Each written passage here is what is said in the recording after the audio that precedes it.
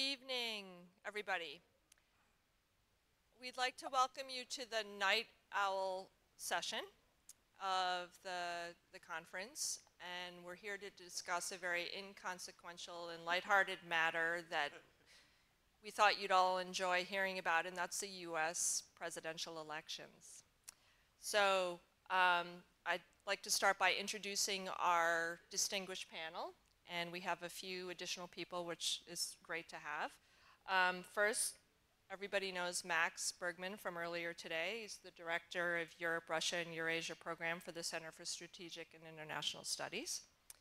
And then we have Gavin Health, who's a former USID democracy officer and an adjunct professor at Georgetown University in Washington. And Christian Caryl, who we all met earlier today, an independent foreign policy commentator and former writer for the Washington Post and Newsweek magazine. And then Jill Doherty, who is an adjunct professor at Georgetown and the former CNN Moscow bureau chief. So welcome to all of you.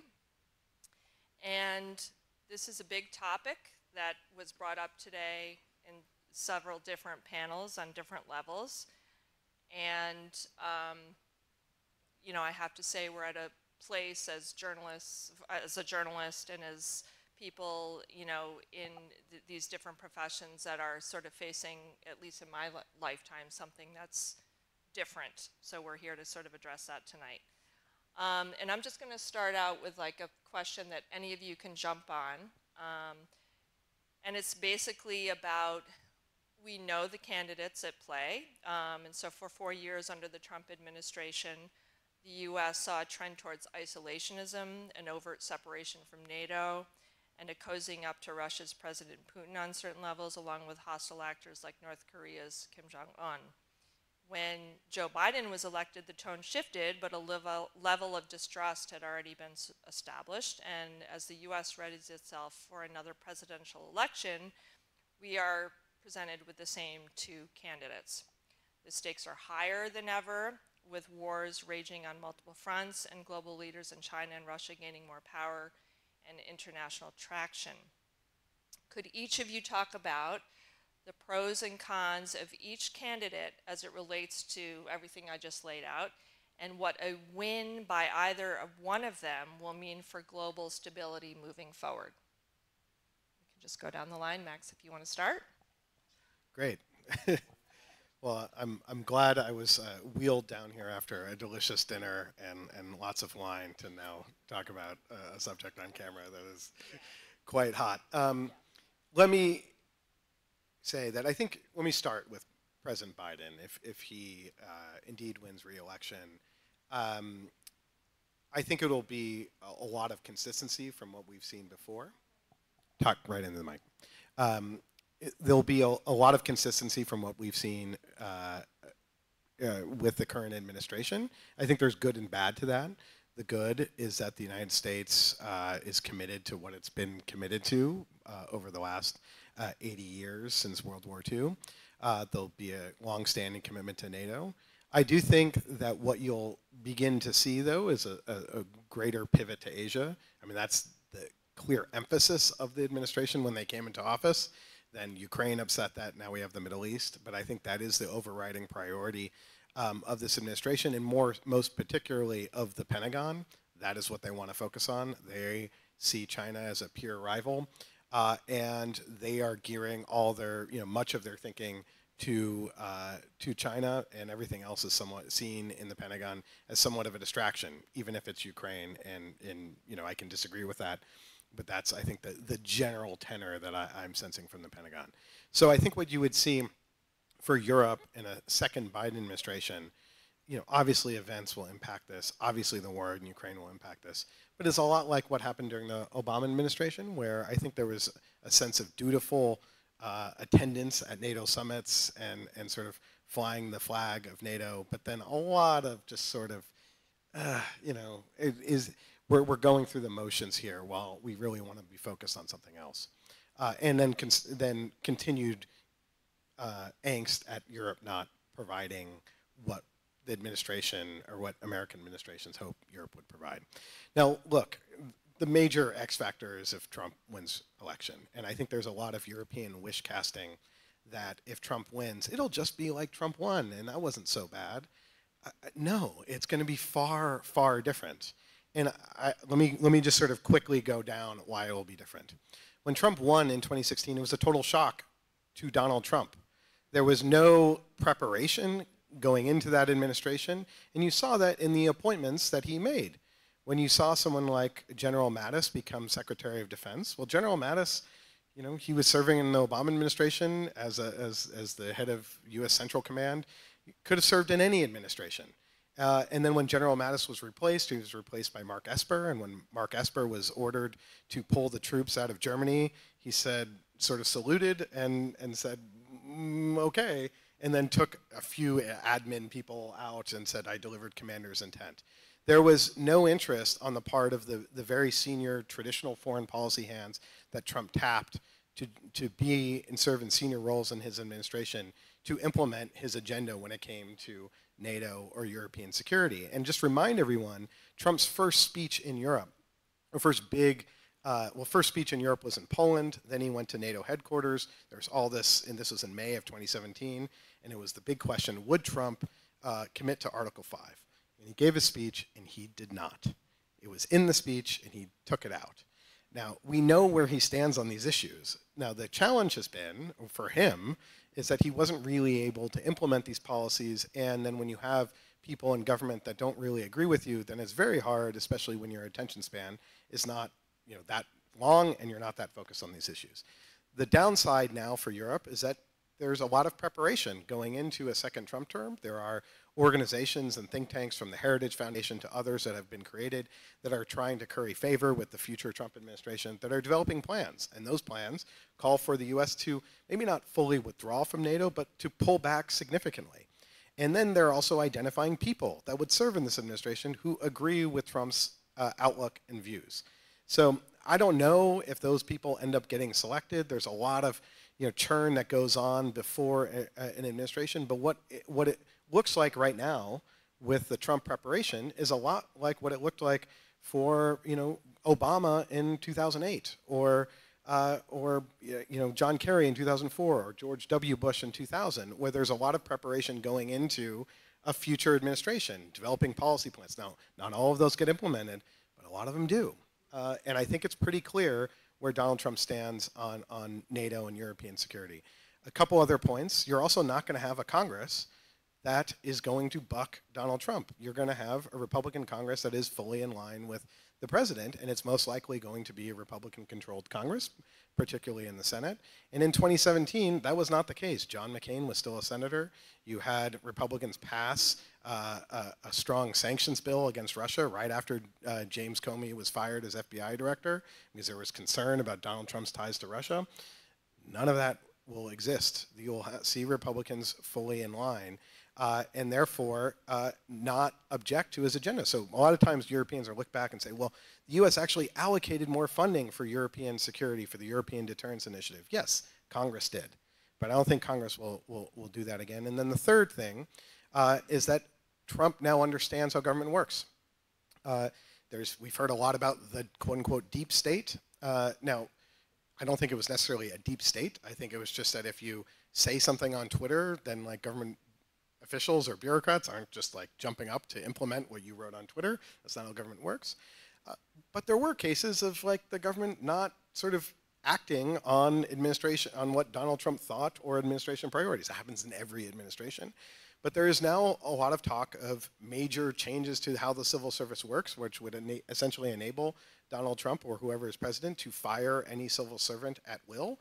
And what that means is that if the person doesn't want to lose their job, they're not going to implement Russia sanctions. They're going to not kill themselves day in and day out to do the jobs that they're currently doing, and that will have a real impact on the U.S. government's effectiveness and how it operates.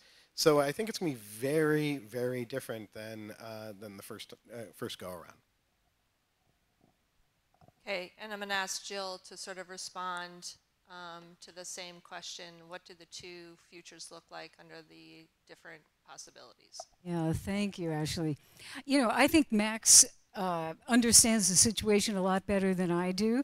I look at Russia, I look at Putin.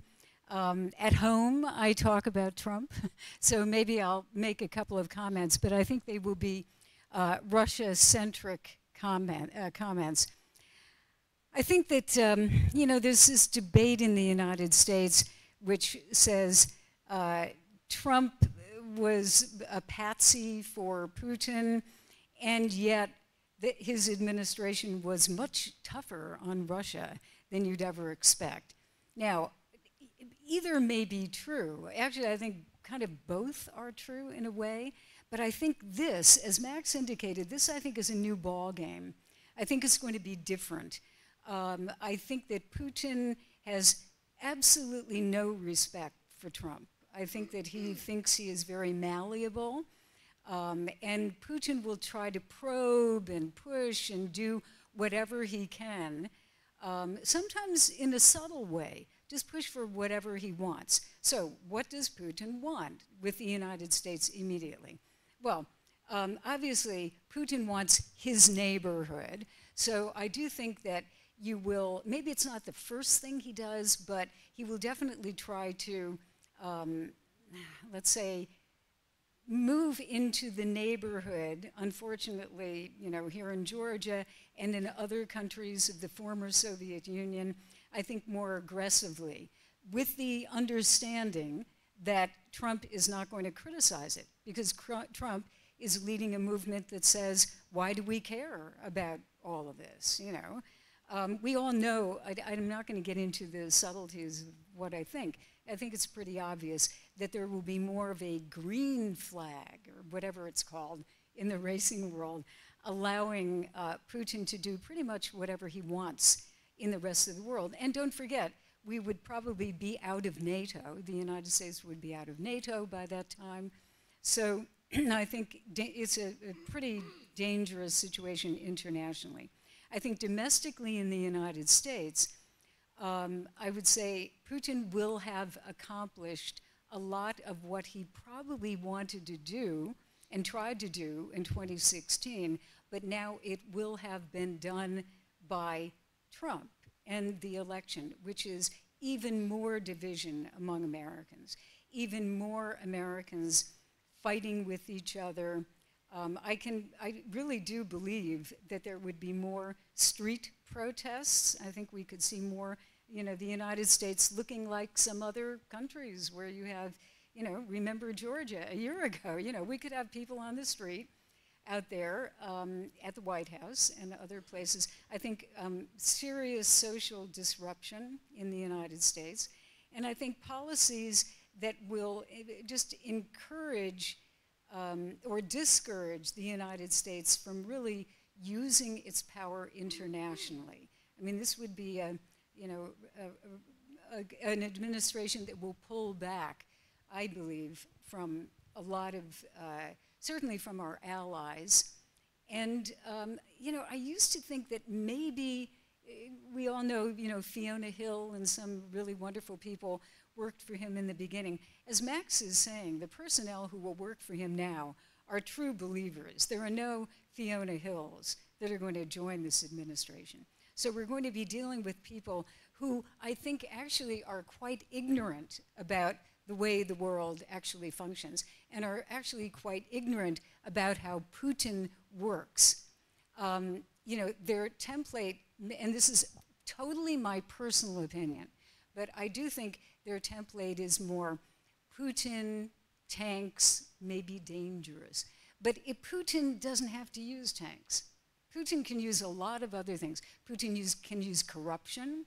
Putin can use buying up politicians. Putin can use corrupt businesses that come in and take over a country.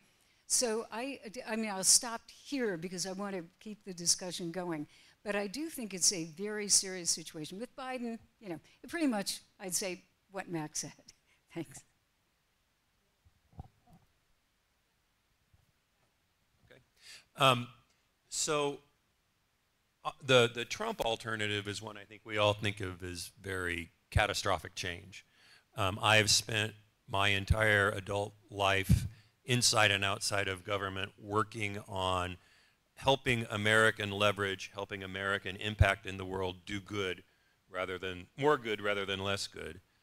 And that's been a foundational piece of the world around me. I mean, America will be involved, for better or worse.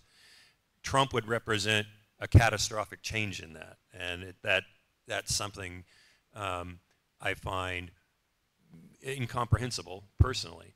However, in either case, I think we're going to see America be distracted.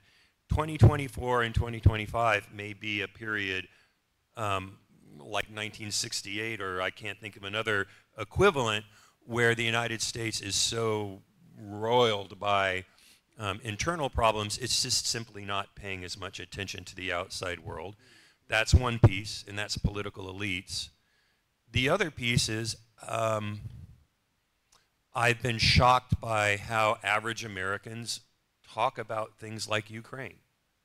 And this isn't 5% of the population, this is 30, 40, 50% of the population say, well, that's all very horrible, but it's not our problem. I think that we're looking in either case at an America that's less involved in the world. And, you know, for good or ill.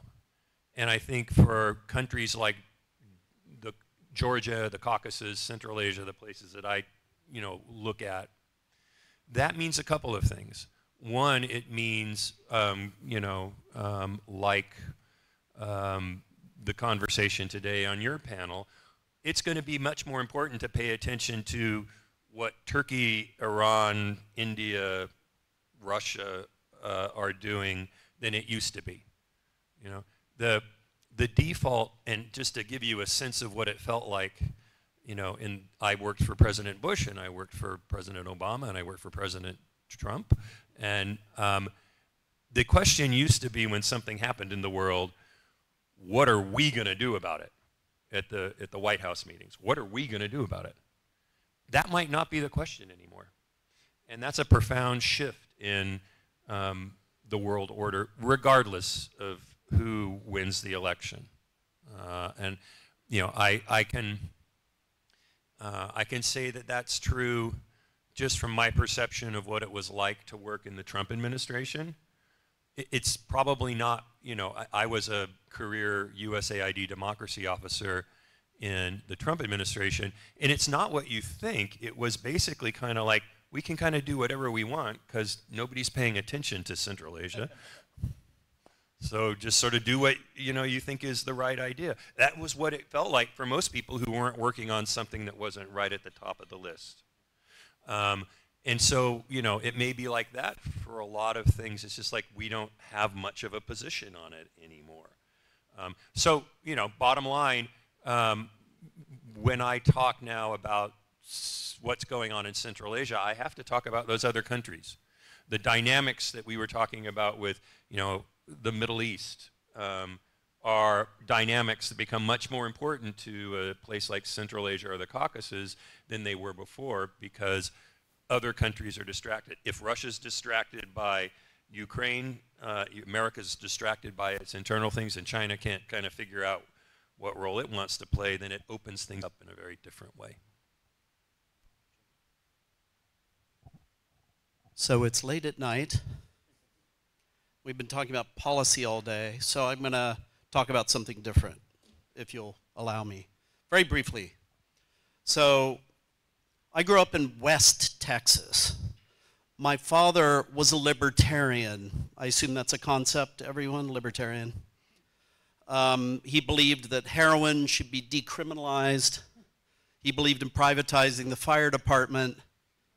And he was deeply opposed to the Vietnam War, even though he was very conservative in many other respects. I know it doesn't really add up, but he was a libertarian. He fought in World War II against the Germans, was wounded, which probably saved his life. And then after the war, he moved to the Sun Belt, like another veteran who moved to our town, George Bush Sr. And you know, I think he liked the political atmosphere in West Texas too. Very conservative place. but I remember very vividly growing up, listening, fascinated to my father, who was a very serious isolationist, very intellectual and focused isolationist. He knew exactly what he believed in, and he was very articulate about it. And he made the point to me in the 1970s that at that time, about 35 years into the Cold War, that the previous 3.5 decades were a radical exception to all of American history that came before that. You know, for the 300 years before 1945, Americans believed that we were an exceptional society. We didn't want to get entangled in those messy European power politics affairs. There was a brief interval in 1918 when we did get involved. It wasn't a happy experience for us. And after 1918, we went back to our old isolationist, anti-European, anti-Asian ways. And I think you understand why I'm telling you this story. I remember in 2013 sitting around the pool in Texas with a bunch of folks. We were having barbecue. It was, you know, a housing development that had a common pool for a whole bunch of different households. And one of the men there had a big tattoo on his arm. And the tattoo was a picture of his son who had died in Afghanistan. And he said to me, those people in Washington, you know, in the old days, and I think you know where I'm going with this, said in the old days, the people in Washington had served. I served in the military. My son served in the military, he paid the price. Nowadays, none of those people have children in the military. They live in their East Coast bubble and they let other people do the fighting for them. Well, you know, I'm done with it. He told me, I'll vote for somebody who doesn't get us tangled up in other people's wars. That's what he told me. So I'm not telling you that, you know, Trump's going to come back to power. I don't think that's a given at this point. I can't tell you exactly what he's going to do. I mean, the signs right now, as everyone has said, are very ominous. But I think it's important for people outside the United States to understand that there's a deep, organic American tradition of isolationism, of American exceptionalism, and Trump understands that very well. The term America First comes from when? The 1930s, when the dominant strain in American politics was still isolationism, even after Hitler came to power, even after he began his aggressions against other countries, even after he began persecuting the Jews. Took a long time for us to come out of that. So if Trump does come back to power, I think it's important to understand that in some ways, I don't want to be too, you know, simplistic about this, but in some ways, he tried in his first term to revive an old American tradition, and for all the reasons you guys have talked about, it didn't really work. This time, I think he will do his best to make sure that it works.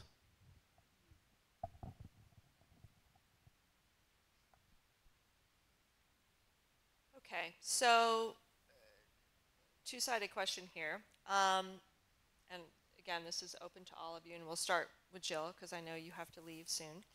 How much do you think the Biden administration has handled the wars in Ukraine and now Gaza has impacted U.S. stature within the global community? And then the follow-up is, do you believe Donald Trump is prepared to inherit those ongoing wars or the immediate aftermath?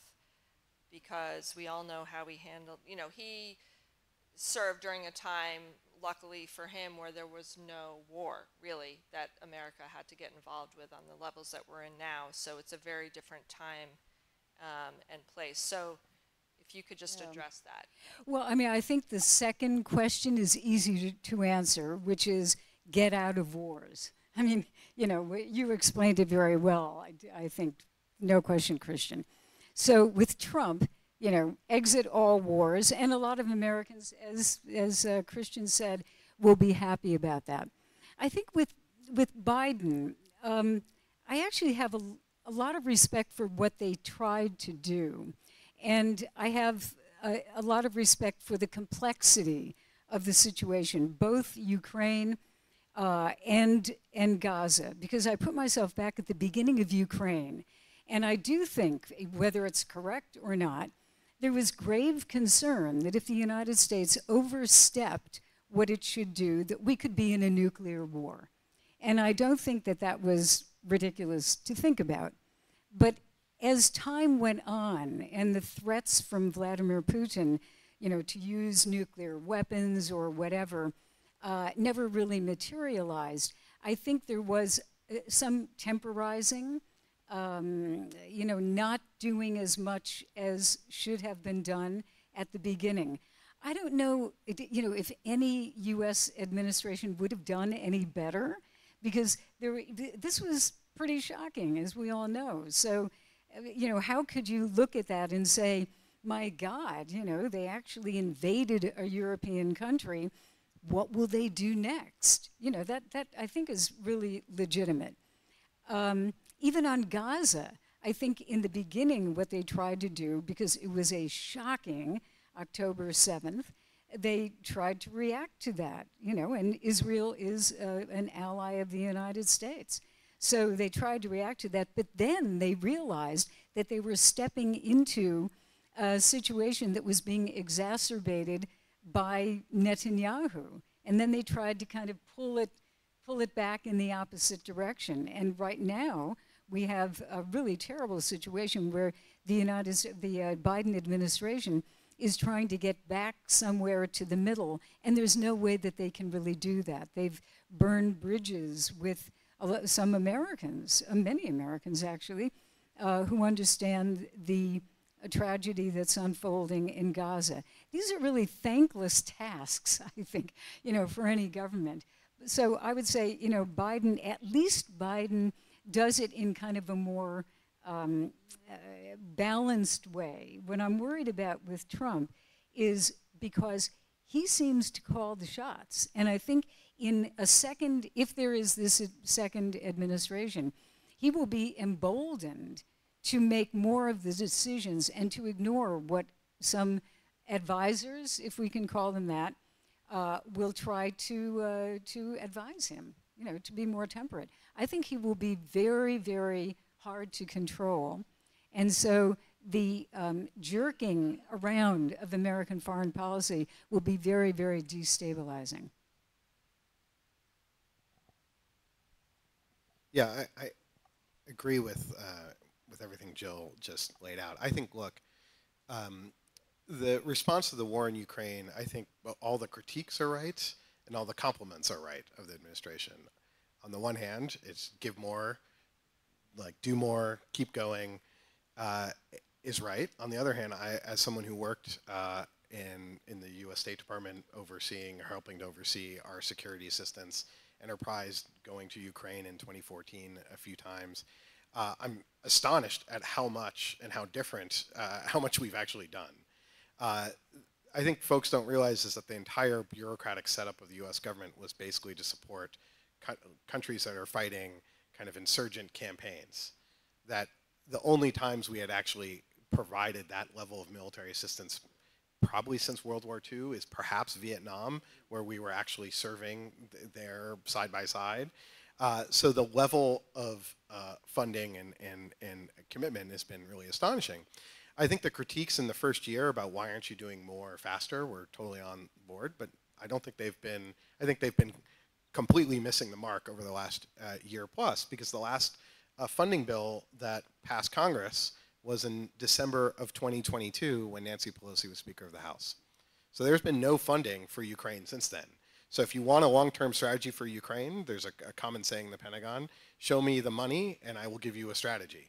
And so the administration had a set amount of funding from December of 2022, and they sort of banked that until October 1st of 2023 when our fiscal year ran out, and they were allocating, you know, X billion dollars per month that they were providing.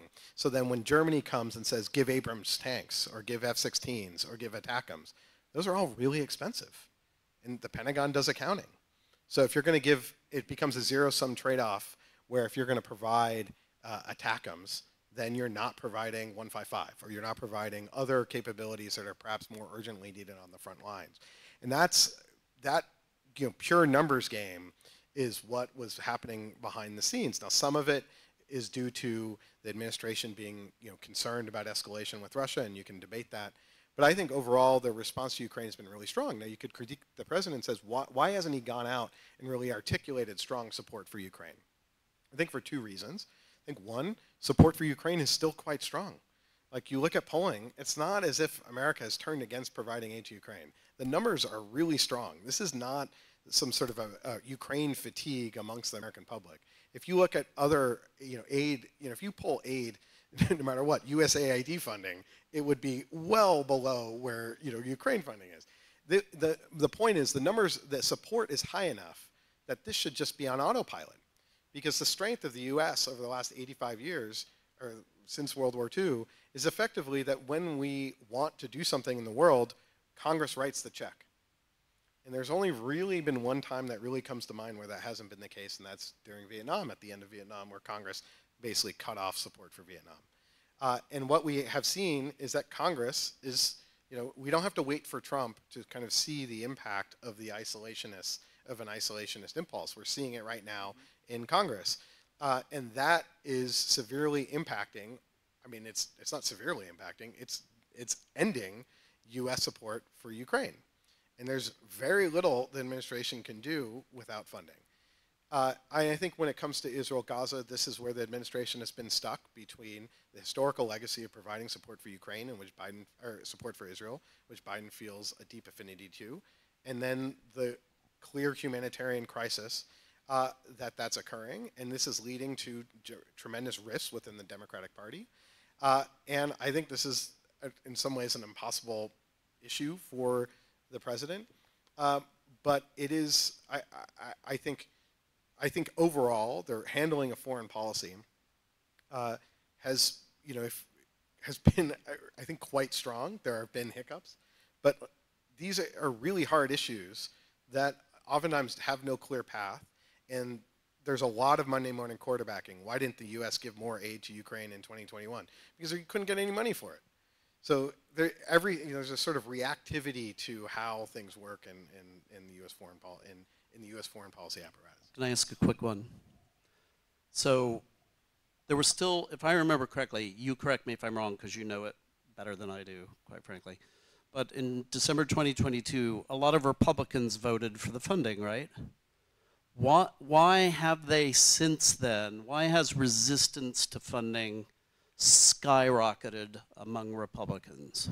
What's your So case? yes, I mean, we have to remember in 2022 this was fully bipartisan, right? There were multiple bills going through Congress, and Republicans were first in line. In fact, Republicans in some ways are the loudest voices critiquing the administration, still are, for saying go harder, go stronger, stop being self-deterred, all the arguments that you hear, and much of which I completely agree with. But I think what's happened is that in the summer of 2023, you had a Republican primary kickoff, and you saw what were the applause lines for? It wasn't for Nikki Haley's support for Ukraine. And I think there was a clear sense of where Donald Trump was the specter lurking in the background of the Republican primary process, and it was pretty clear where he stood. And so as you started to approach this election year, you have a number of Republicans that are most concerned not about losing to a Democrat in November, but about being primaried by another Republican and by being seen as a rhino.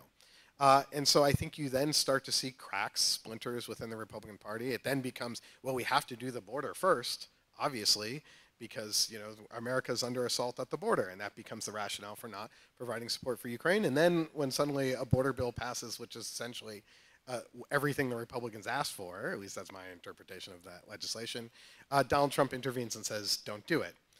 And so what's the Republican argument now for not supporting Ukraine? Well, there really isn't one, except for the fact, especially amongst Republicans that have supported Ukraine.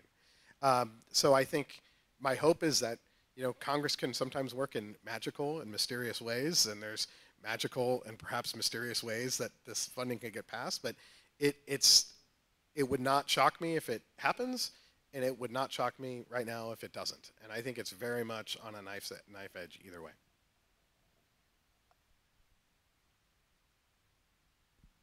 So, interesting in your question, you asked about Gaza and Ukraine, but not Afghanistan, which says something about how the Biden administration has handled Afghanistan, because they would prefer not to talk about that.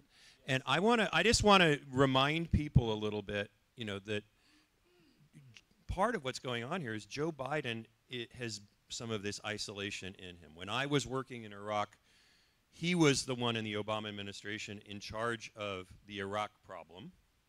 And he was always looking for a way out. Let's divide Kurdistan and Shiistan and Sunnistan and get the heck out, right? During the Afghanistan review at the beginning of the Obama administration, he was the gadfly in the corner saying, let's get out, let's get out. He got us out of Afghanistan. He is a profoundly non-interventionist president, and that's already different, right? I would also say there's a little echo of this in,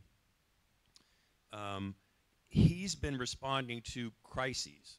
Afghanistan was inherited. Gaza happened. Ukraine happened.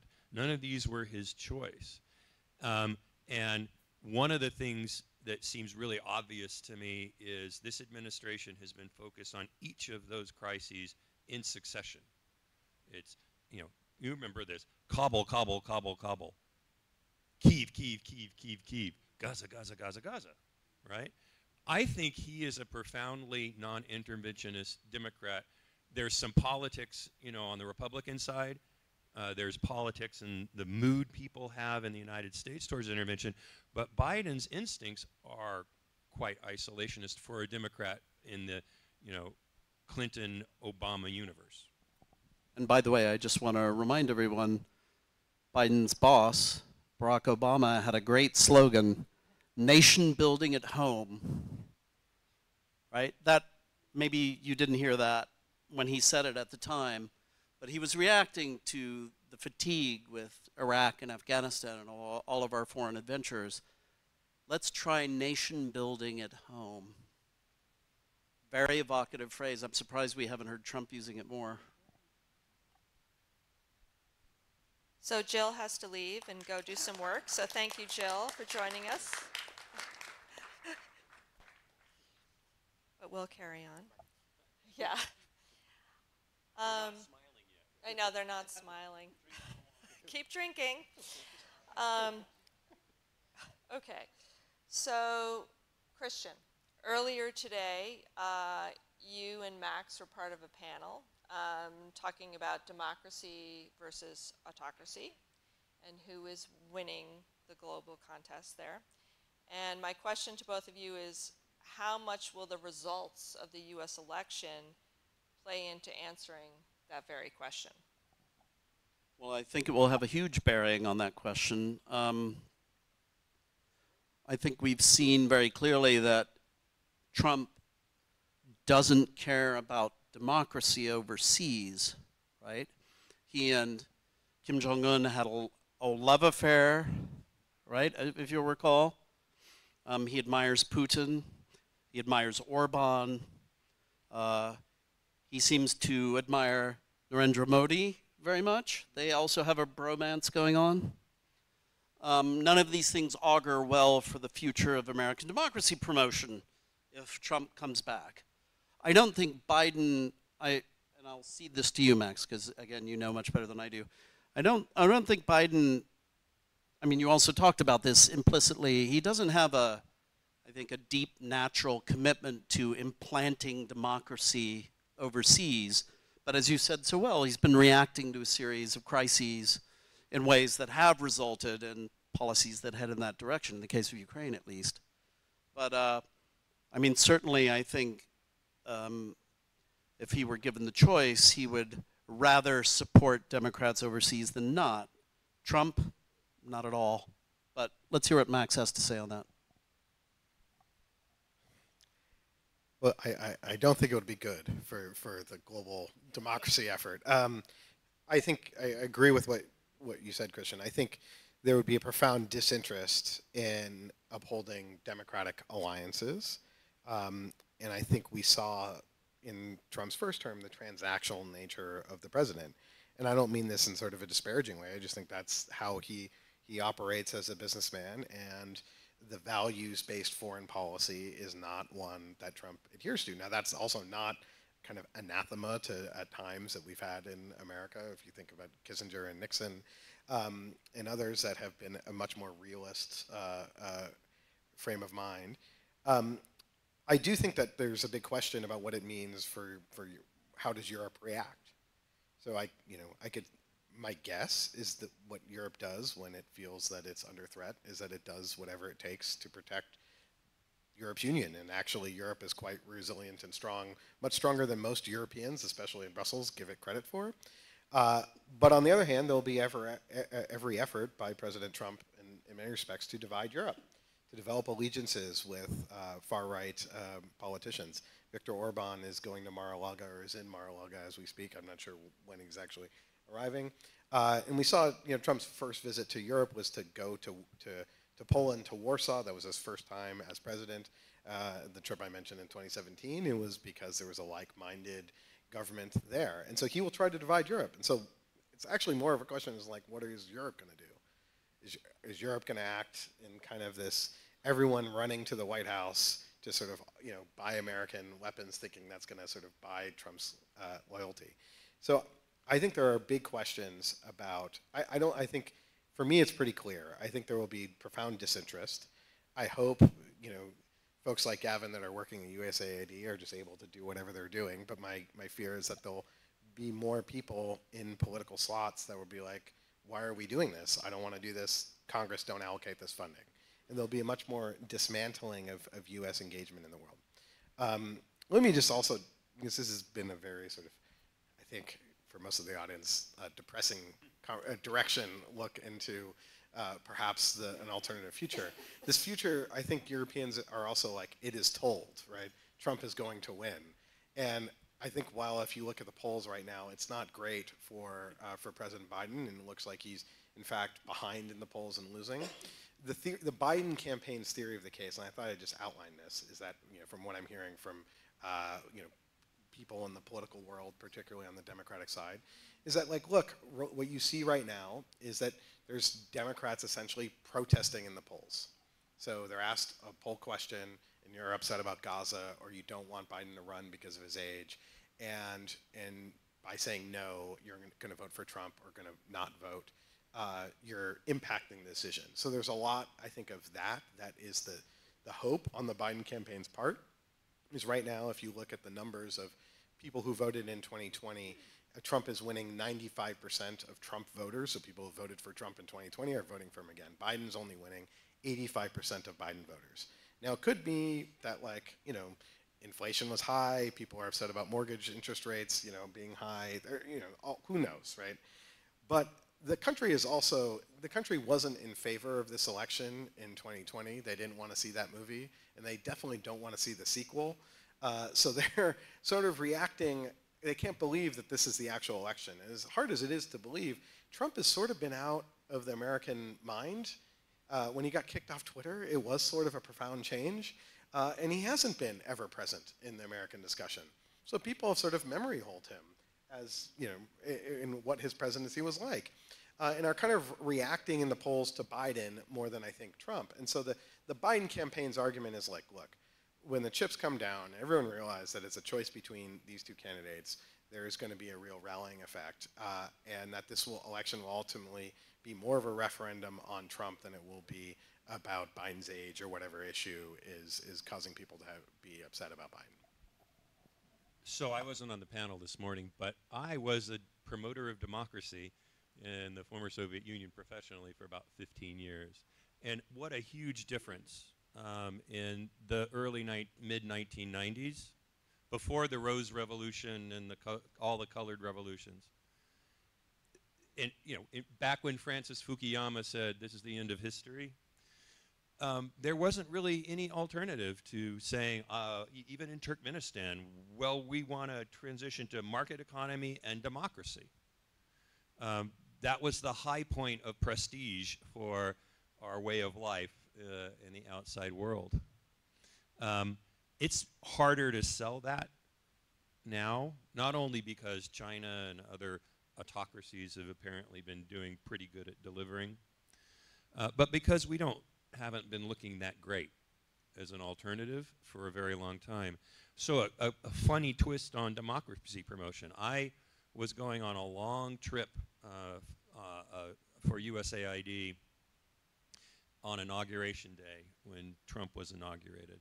And I got on a plane to Indonesia in the Obama administration, and I got off the plane in the Trump administration. And you know, your cell phone comes back on and you see Muslim ban, and I'm, you know, this is gonna be hard. I'm gonna have to go, you know, explain this to Muslim Indonesians, and it wasn't the reaction I got. The reaction I got was kind of like, it's okay. This happens to all countries. We had a military dictatorship for a long time. It passes. It's going to be all right. So one of the, you know, one of the things that we used to joke back then was, you know, we have to rely on Europe, Indonesia, those democracies that continue, because, you know, friends don't let friends drive authoritarian, right? So how can we, how, you know, it's going to be a long time coming back. My only, like, sort of ray of light here is it's not all that easy to be authoritarian these days.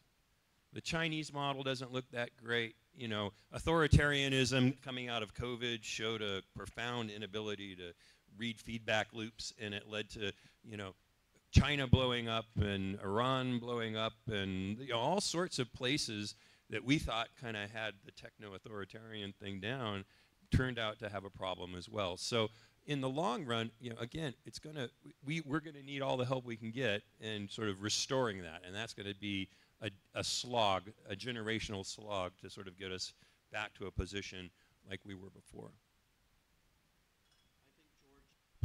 Can you, oh, now it's working. I think Georgia should create a Georgia Endowment for Democracy and dispatch people to the United States to tell us how democracy works best. I think you should get on it right now. It'd be in your own best interest.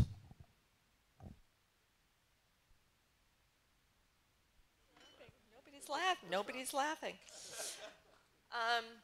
Okay, so at this point, we're going to open this up to questions. And is everybody ready? Okay. Yes, we'll start with you. Okay, I will, yeah.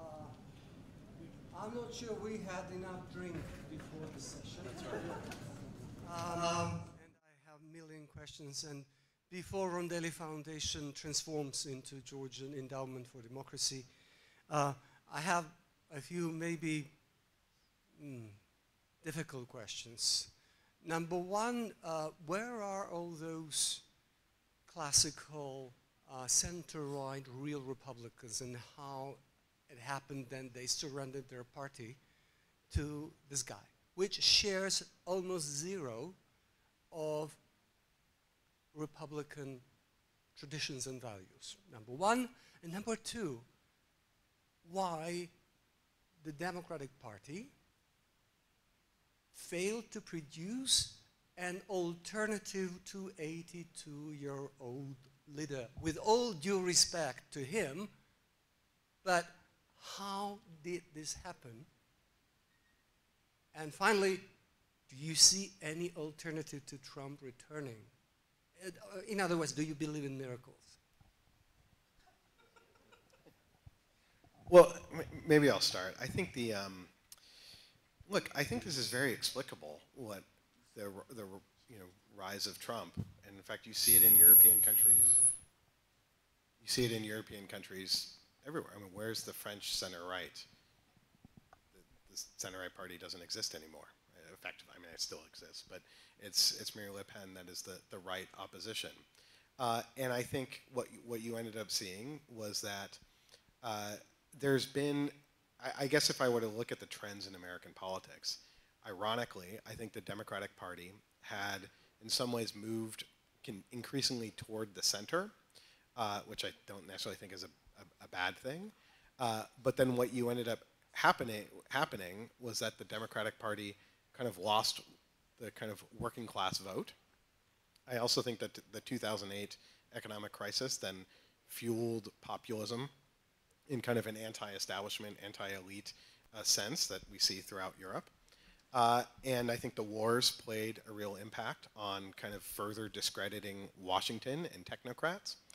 And right now, when I look at the Democratic Party, I see a party that needs to lose an election.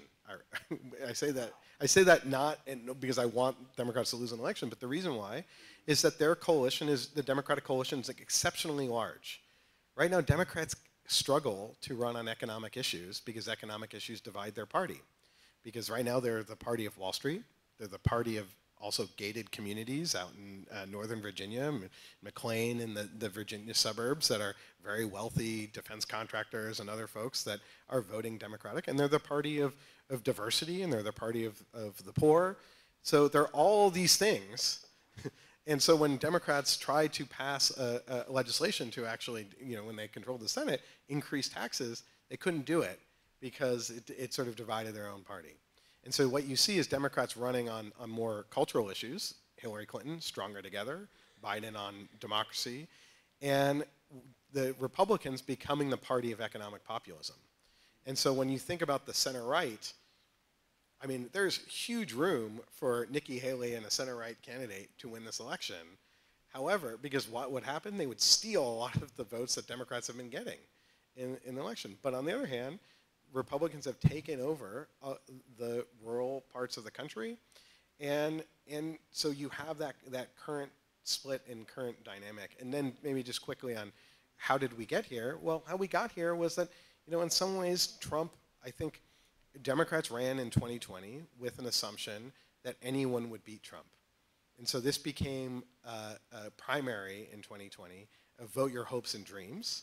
And every candidate, even centrist candidates like Cory Booker from New Jersey, ran as progressive left candidates. And the only one that was like, well, no, this is a really tough election and I'm just going to run as a centrist Democrat was really Joe Biden.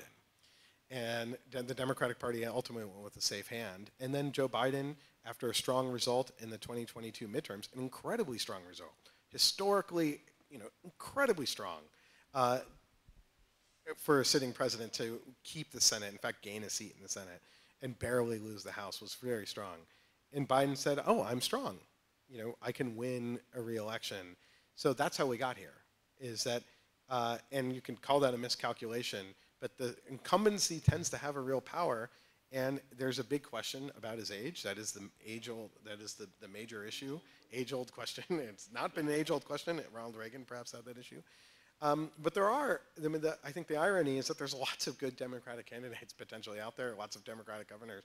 But when you don't have a primary in our system, it's impossible to really identify who that candidate, who would be next. And we have a vice president that isn't as popular as I think people had hoped when she was selected as vice president. Very quickly, on the age issue, there was a very nice, short, brutal article in the Atlantic today by Mark Leibovich, a veteran Washington watcher, and he reminded his readers that in 2020, Biden said, I'm a transitional figure.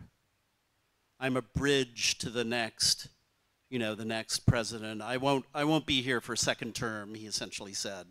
Lo and behold, where are we now?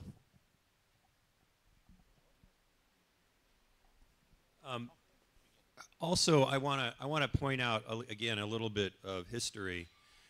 There have been a couple times in U.S. history where there's been, because of changes in social movements and changes in long arc changes in politics, major tectonic flips and shifts of the American party system. The first one being when the founding fathers didn't think we should have parties, and suddenly, boom, we wound up with two parties. One was when the dominant Whig Party couldn't figure out what to do about slavery, and the Republican Party and Abraham Lincoln appeared. There's been a complete shift since the Johnson administration of red and blue in America.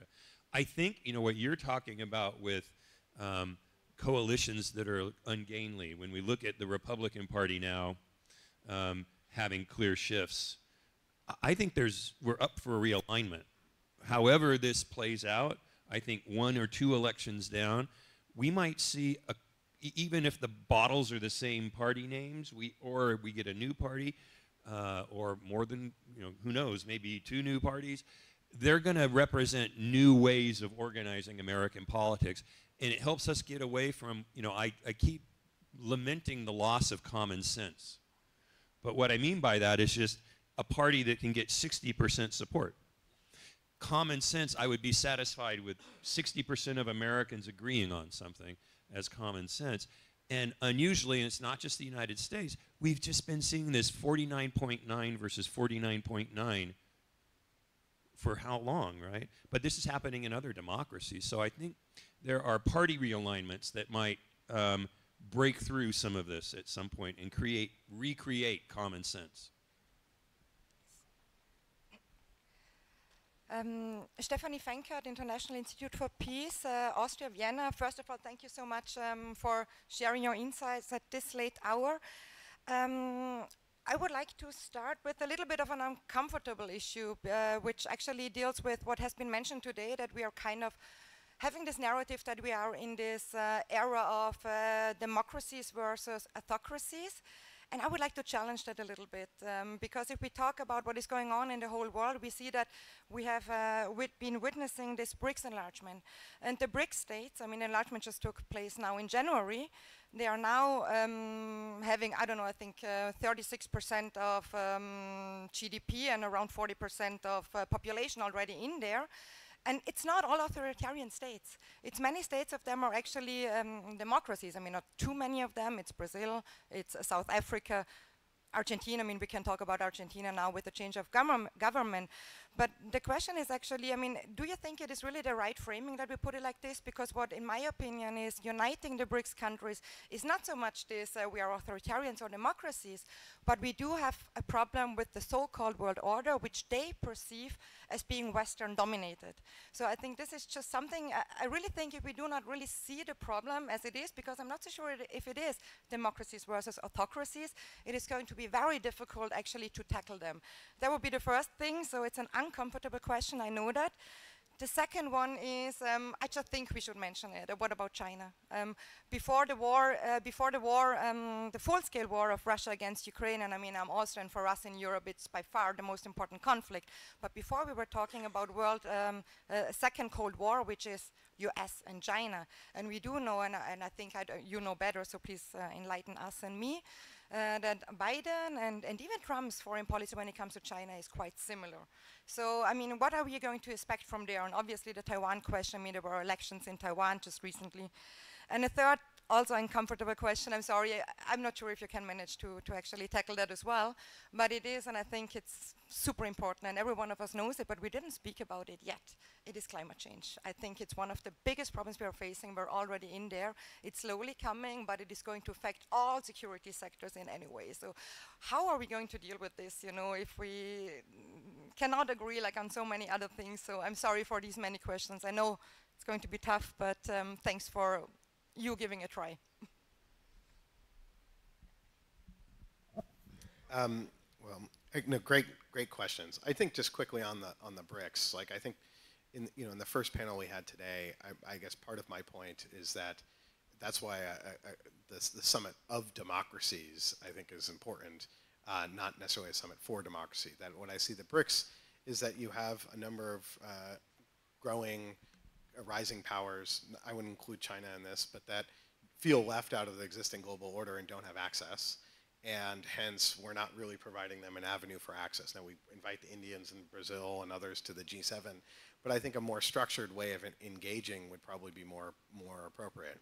So I think that's sort of a counter-reaction to that. I also question how much unity is going to come out of a China-India organization that includes both of them. So I think there's inherent tensions and challenges there, but I see it as sort of a counter-reaction.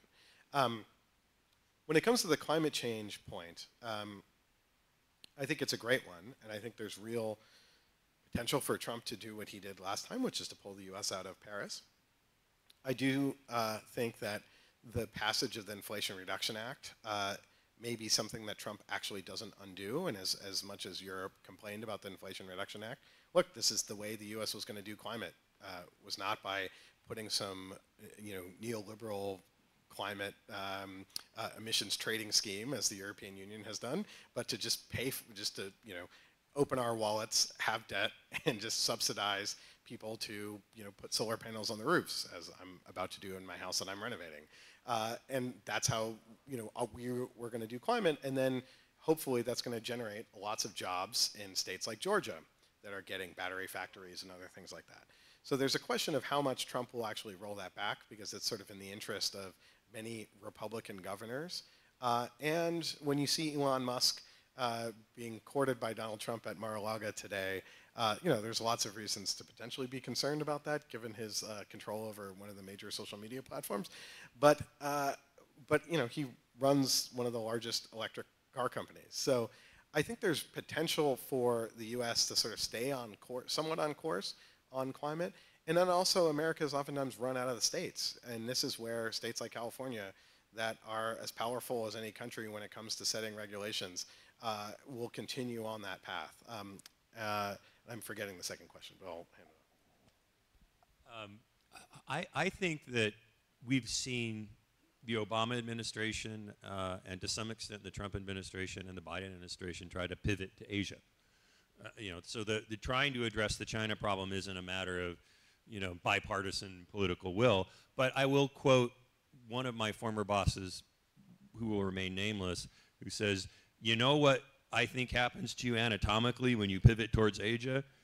You expose your rear end to the Middle East." Right?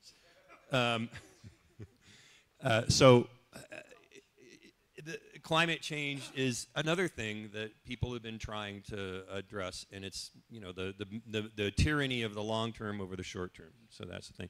On the BRICS, you framed it as authoritarianism versus democracy. The Russians would say it's the shrinking Western minority versus the rising global majority, which is another way of saying that those institutions are disappearing. I go back to my comment that I think, regional powers, middle powers, not in great games are going to become increasingly important. That means Europe, and that means, regional powers in the Middle East, like your panel, and it means all over the world. The U.S., China, Russia dynamic will be less important than maybe, more regional dynamics.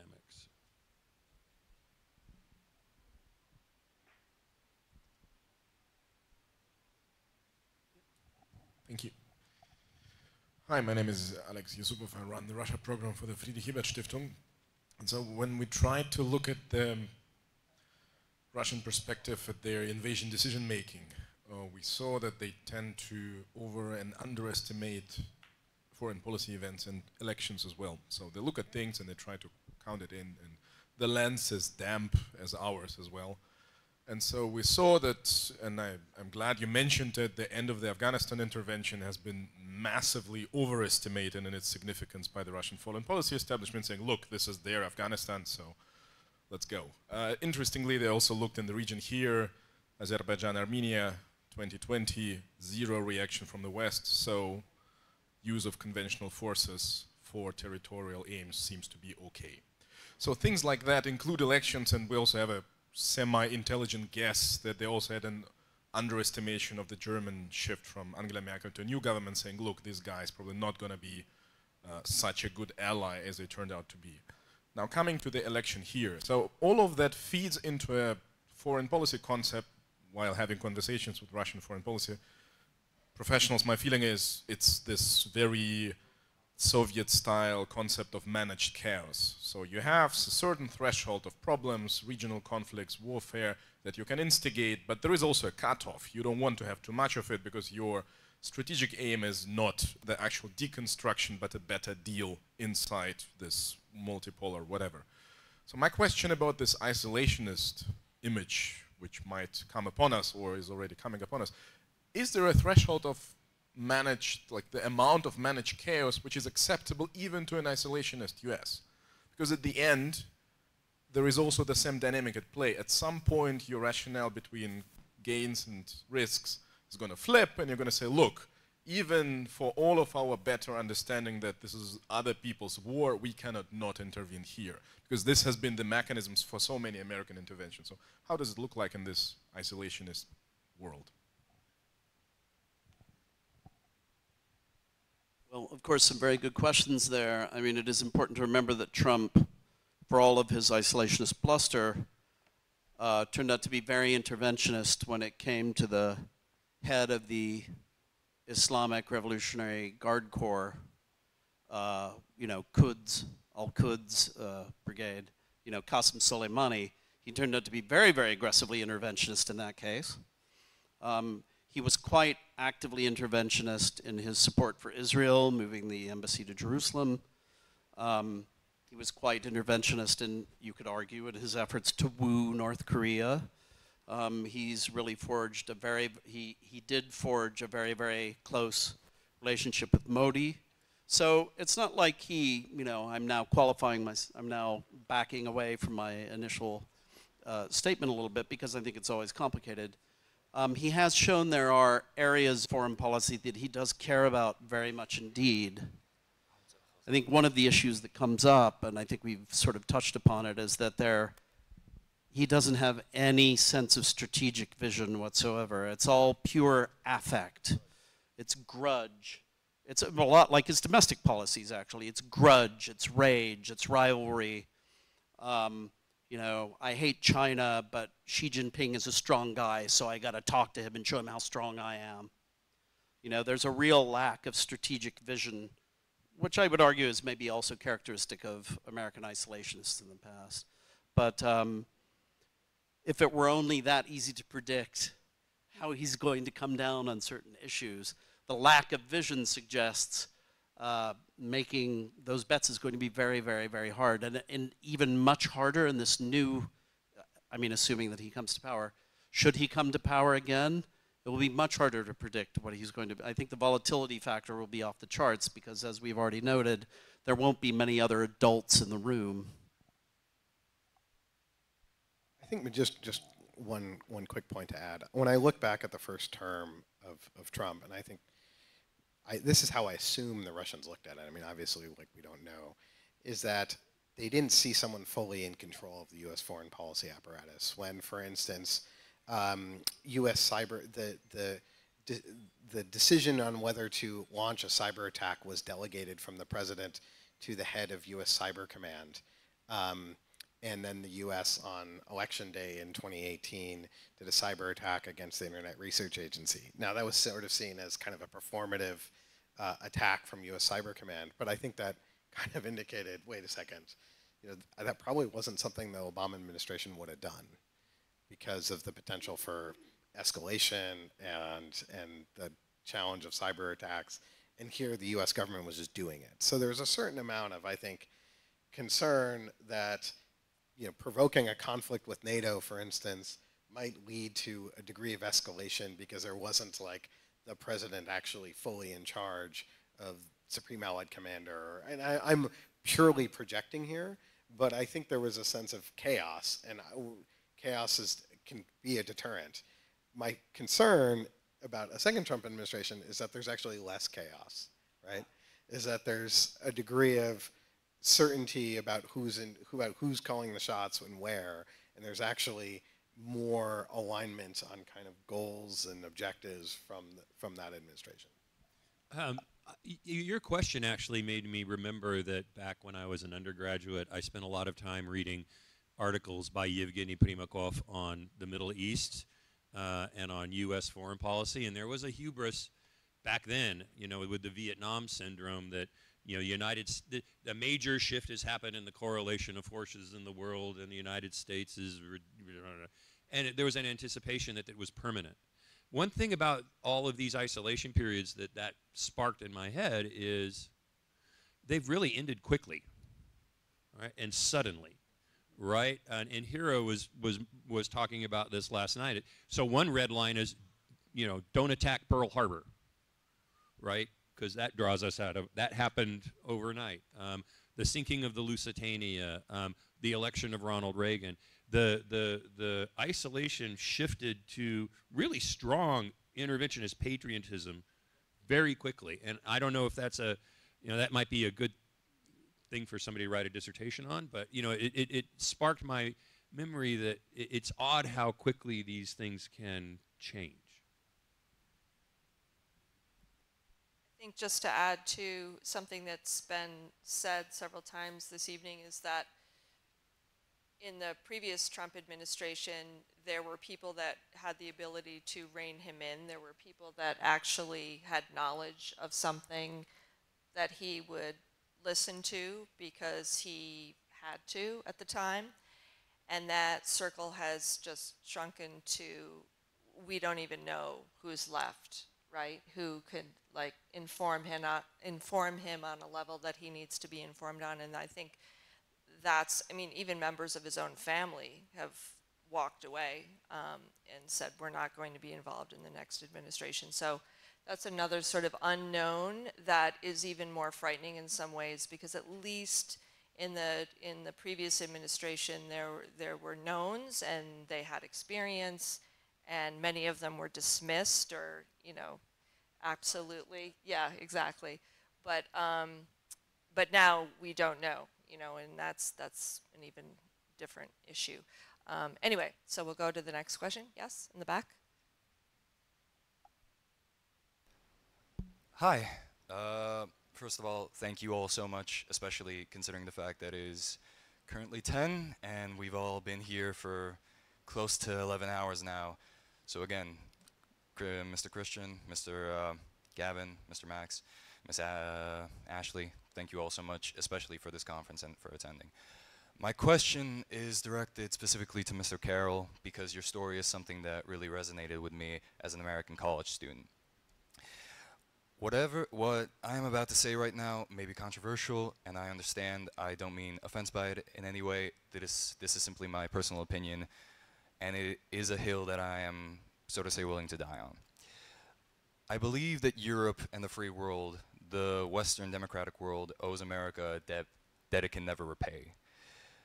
If we don't even want to look at the material and physical aid that it provided during the First and Second World War, Europe wouldn't be what it is today without the initiative of the Marshall Plan and also the formation of NATO and the security guarantees that this granted to the European nation states. Europe depends on American material and American aid, and it has quite possibly for the past 70 years, and this is something that we, quite frankly, in some regards have forgotten, I feel like, and this is especially apparent in the invasion of Ukraine. You spoke about American isolationism and exceptionalism, and in many ways you are correct. The American public has many reasons to feel that isolationism is the correct way to go about its politics, and I would argue that because of social media, I have seen and heard of many Americans that do believe themselves and their country to be exceptional. But considering my personal experience, I would have to disagree. America, from its inception, is a country that is engaged in international relations. Not even 30 years after the Declaration of Independence and the formal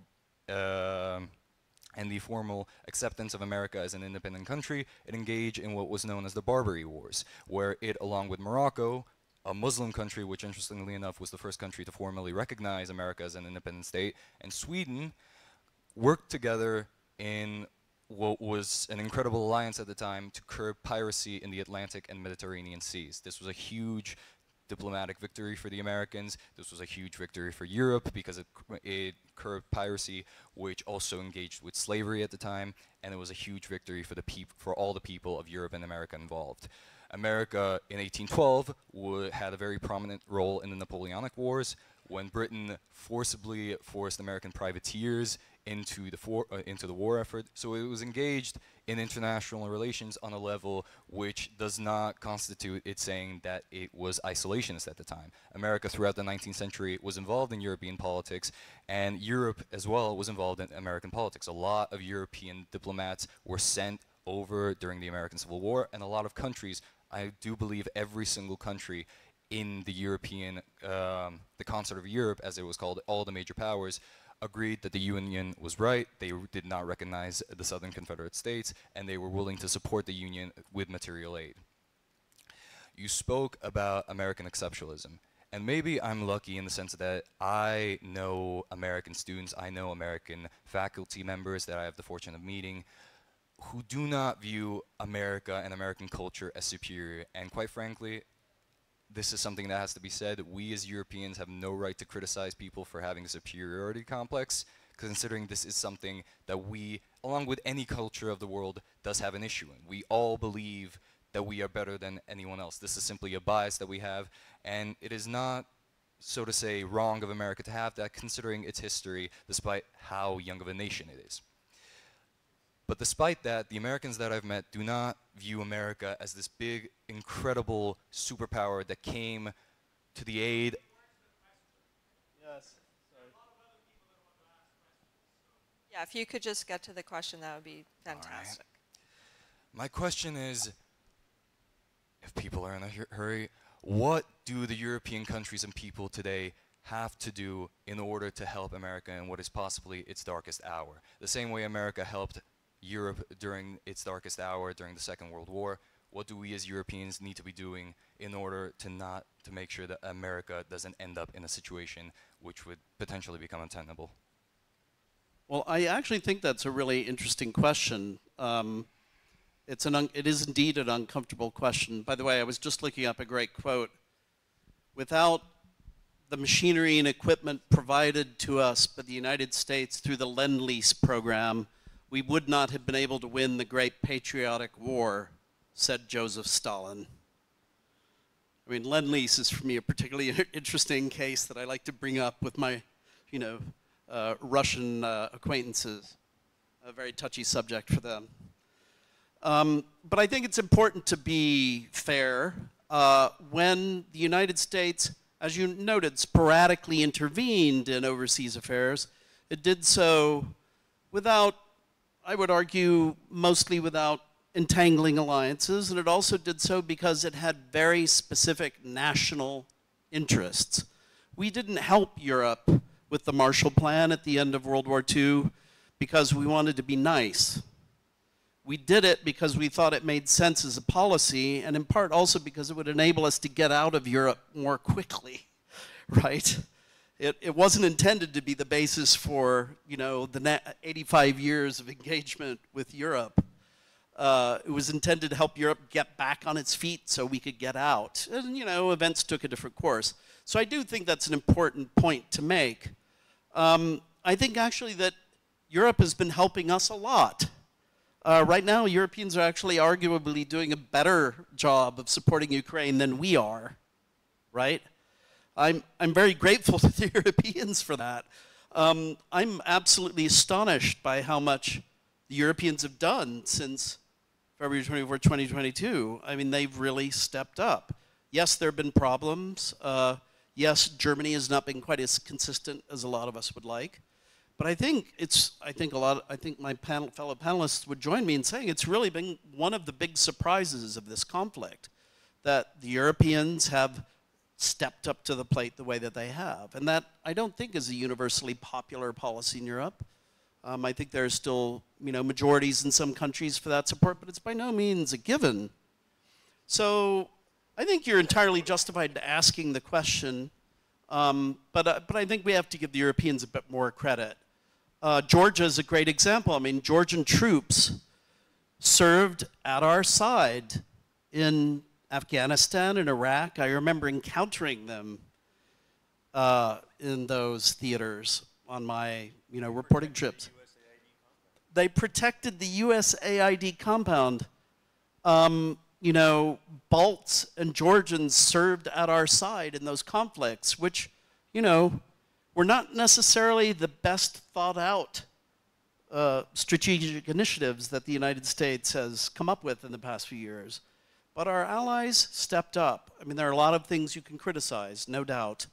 But, I think you're justified in asking the question, but I think we can also cut them a bit of slack. And by the way, be sure to read Tony Jutt's great book, if you haven't already, Post-War, which I also constantly recommend to my European friends, because I think very often they don't know that story about how You know, Americans and Europeans joined together to rebuild Europe after 1945.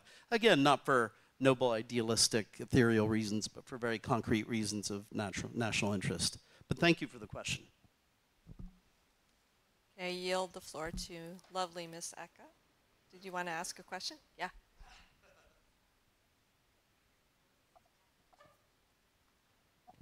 Thank you for extremely interesting discussion, and it's quite really, we are almost 12 hours or even more here. This is a really great culmination of our very heavy, interesting discussions. My question is very short, provocative maybe hard to answer, but it's hypothetical at the same time. What happens if Biden wins, but Trump does not believe in that, does not want to accept, and what is the scenario? Well, so actually I'm not that worried about that scenario. I mean, I think one of the, and the reason why is that in the last, when we had January 6th of 2021, Donald Trump was president. And I live on Capitol Hill in Washington, D.C., you know, not far from the Capitol. I knew not to be on Capitol Hill because there was going to be people parking. It was going to, you know, there was going to be a riotous atmosphere. But, you know, there are protests all the time in Washington, like all the time. And to see that level of security, which was almost non-existent, for what was not actually that big a crowd relative to some of the crowds that we have, was just utterly astonishing. I mean, it was, now Democrats didn't really want to pursue this in their line of inquiry during the congressional committees because they wanted to focus the attention on Donald Trump and his role in January 6th. But there was a profound drop of the ball by the U.S. Security services, starting with the FBI, frankly. That here was a major threat to the nation. And I think there hasn't necessarily been as much internal thinking about this as there should be, but you know, Joe Biden would be president, right? So there would be at least direction on the part of, is there going to be an insurrection against the United States? Maybe we should have more police there. And I also think, so that's number one. Number two is I don't see the level of enthusiasm for Donald Trump this time around as I've seen in the past. And I think that's, you know, Joe Biden has an enthusiasm problem, but really so does Donald Trump. And so that level of enthusiasm for a guy that, you know, Joe Biden may be over 80, but Donald Trump is 77. I think we would be okay in a scenario in which Donald Trump refuses to kind of concede. I think he would just be seen as a sore loser, and Joe Biden controls the instruments of kind of, you know, his people are in charge of making sure there's police to ensure that that we don't have a repeat of January 6th. Now, there's other things that could happen at a state level. There's all sorts of potential scenarios, but I do think that I think we may have. It would be hard pressed to see that happening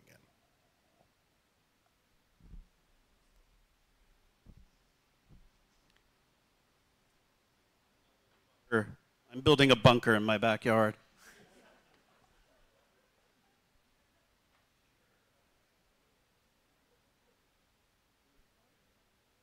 Okay. All right, so we're going to start to wrap this up, but we'll take a couple more. And I'm going to do what I said I wouldn't do because I didn't like it earlier and take more than one question at once. So if you want to give me your question and then... I have the microphone though. Whoa. Okay, hold on.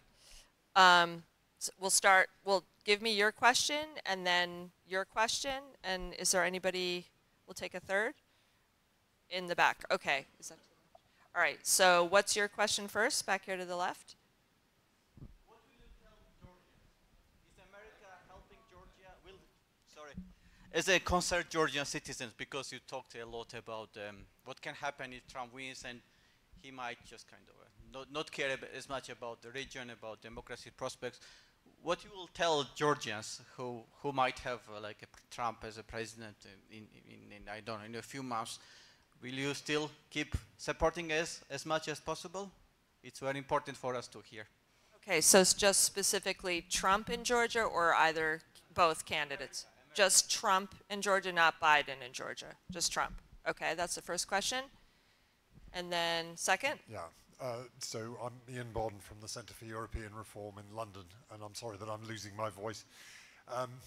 Yeah, the first part of this question was how will the results affect the United States? And I haven't really heard much about that. You know, in a world where actually, notwithstanding what Max was just saying, a majority of Republicans think that Trump actually won the last election.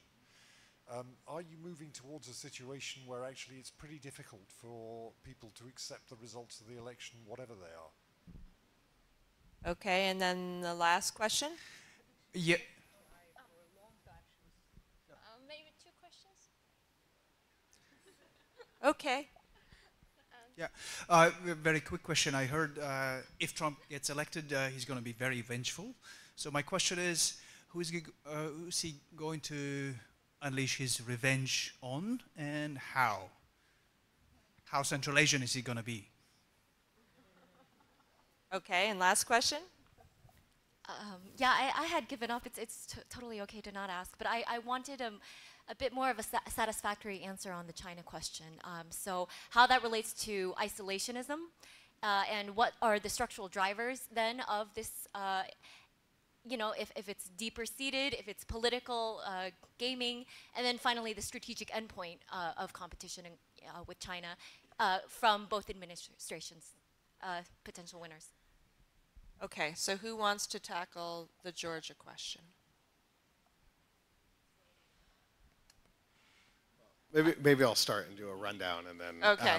So on the Georgia question, the answer is I don't know, and the answer is I think Trump doesn't know, and I think Trump's people don't know, and I think it, you know, this is where with perhaps the current prime minister there would be an effort to, you know, engage in a way that perhaps isn't would not maybe make me feel comfortable, but I think to me, Georgia is looking at a European future, and if you're looking at a European future, you need to have your eyes on the prize, and the eyes on the prize are not determined by what happens in Washington, they're determined by what happens in Brussels. And I think in some ways it's incumbent on what Brussels does in reaction to Trump, and I think Georgia being part of that.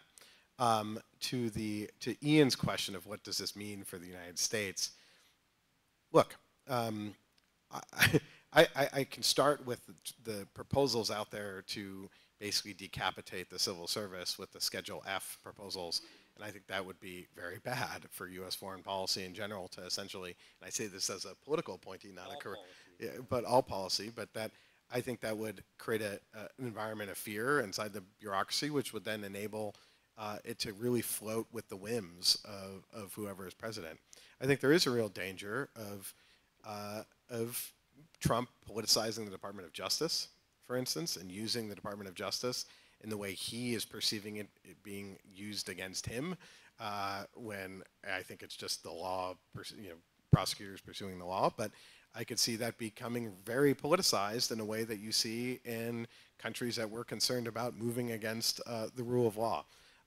So I think the biggest concern I have about Trump winning isn't the future of Europe, but it's really the future of the United States. This gets to the question of Trump's, who would Trump take vengeance on?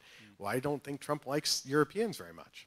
I think he views NATO as a protection racket, and I agree with everything Christian said, but this gets back to, I think, the question from my American friend, that I think there's a perception that Europe has been deadbeats, that, yeah, Europeans have showed up when we often, you know, we can point to all the times Europe has been there with us, but that why are we 300 million Americans providing security for 450 wealthy Europeans? We go to Europe, we see European infrastructure, it's better than ours, you have free healthcare, what is going on? And I think that's the attitude, and so when we see the Trump talking about 2%, 2% to me isn't, 2% is code for thinking if Europeans all spend 2%, it means we don't have to do this anymore, which it's not the case. In fact, we have wanted European defense to be firmly reliant on the United States.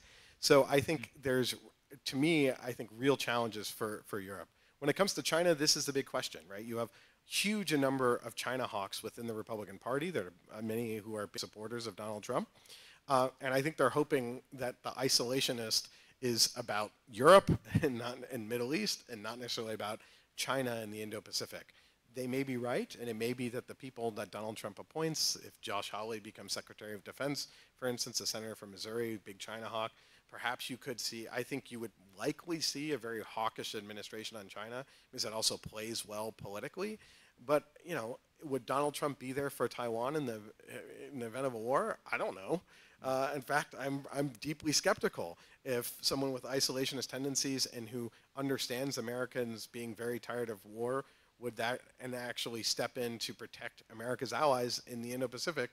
So I think the isolationism that the China hawks are currently embracing in Donald Trump may come to eventually bite them.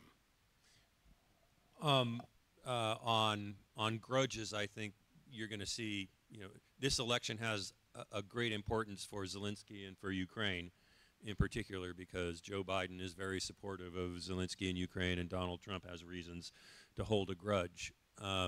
That's number one. On China, I actually think it doesn't really fit the format that we're doing, because I think there's, you know, everyone wants to pivot to China. It's bipartisan, right? I think the question with China going forward is one of learning how to separate. You know, not everything China does is malign. Not, you know, every question between us is zero sum. We probably, if this was a normal, you know, election cycle, would be talking about ways to define, you know, where is the collaborative, you know, basket with China? Where is the competitive, legitimate competition basket with China? Where are the things that we don't want to compromise on? Which is what we used to do with the Soviet Union, by the way. You know, we could have an ABM treaty and compete for influence in Africa and engage in proxy wars in Afghanistan and Vietnam all at the same time.